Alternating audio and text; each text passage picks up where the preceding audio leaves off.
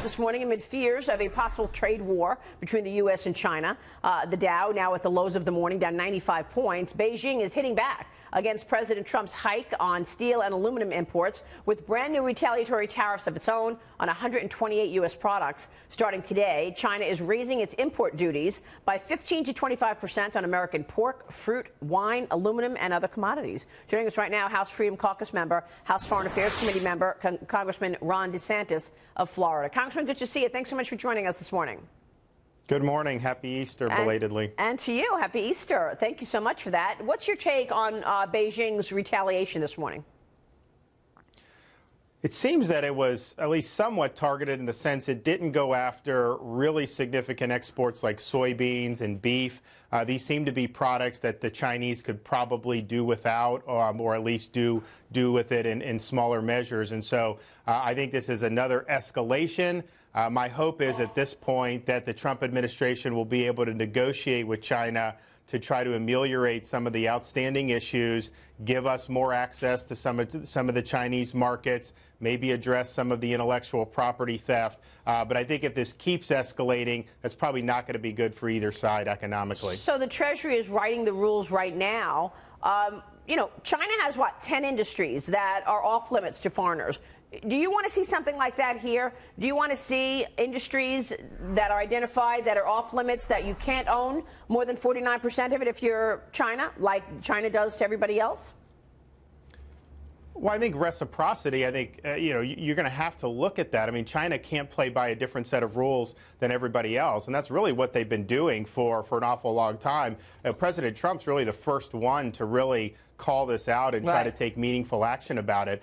So, I hope that they can negotiate some positive outcomes, and if this whole tit for tat ends up leading to more access for American businesses to these Chinese markets, then that'll be a big win for the president.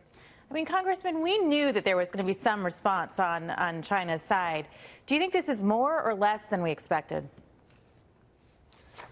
I don't think it's more, because I think a lot of people were nervous about some of the other staples being impacted. That didn't happen, at least in terms of things like soybeans, which are very high volume. But I think that you shouldn't be surprised that China was going to respond. That's just the way these things work. So I think it's manageable at this point, and I think that the negotiations are going to be key. And I hope that Mnuchin will get over there and deliver some wins for the American people. Go ahead, Jason. Hey, it's Jason Chaffetz. Ron DeSantis and I served on 2 committees together, and it's good to see you and chat with you.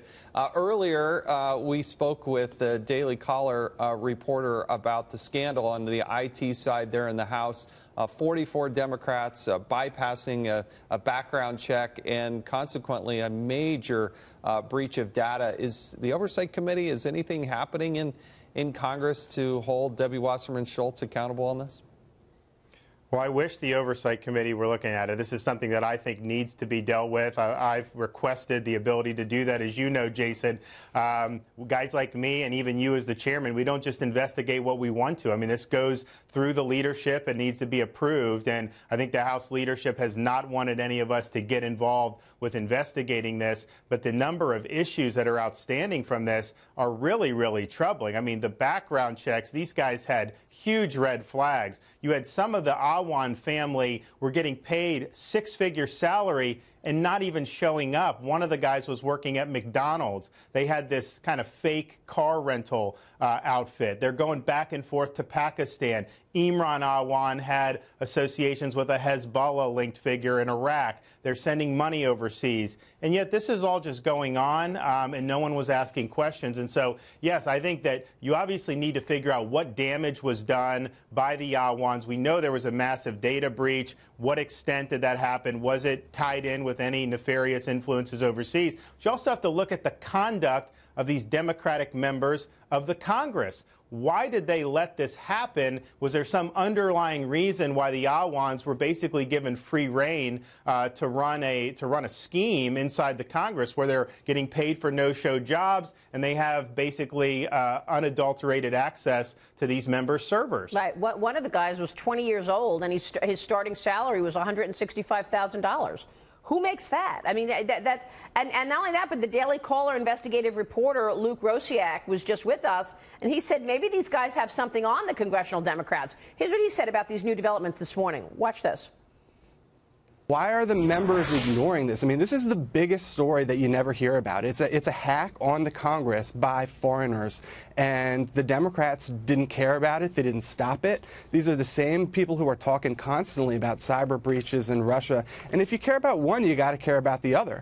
Are members concerned? Are they being blackmailed? Are members concerned that if they speak out about this hack, if they testify against these guys and they lock them up, that these guys have something on them? What do you think about this, Congressman? Why?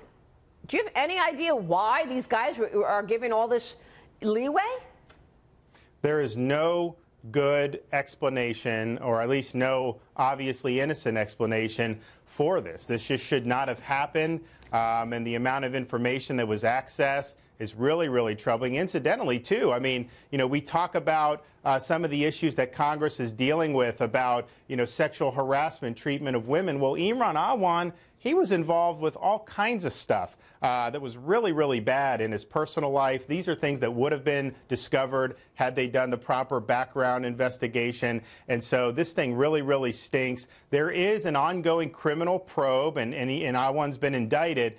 We've gotten a couple briefings from the Justice Department, but we haven't gotten enough information to really know whether they're really significantly following through on all the different angles. I mean, you can just hit Awan on some minor charge and then just move on, or you can say, how does this play into this broader issue in the Congress? Which members may have been culpable, and are you really going to do a serious investigation? I can't tell you that investigation is going on. I think it should. I wish it were, but I don't know for a fact that it is. We don't know for a fact that it is. Again, more questions than anything here. We'll keep following this because this is an important story. We know it, and there's obviously something being hidden here.